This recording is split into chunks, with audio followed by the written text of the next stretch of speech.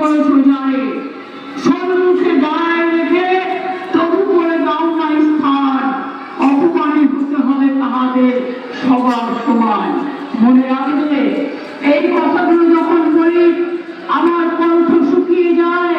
আমি রবীন্দ্রনাথ ঠাকুরের ভাষায় বলি, মানুষের এত কিসের ক্ষুধা, এত খেয়েও হচ্ছে না, বাংলাকে খেতে হবে।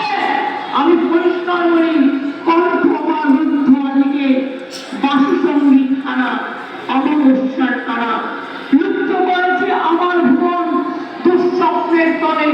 তাই তো তোমায় শুভাই অশ্রু ঝরে, যাহারা তোমার বিষাইছে বায়ু, নিবাইছে তবু আলো, তুমি কি তাদের ক্ষমা করিয়াছ? তুমি কি বেসেছ ভালো?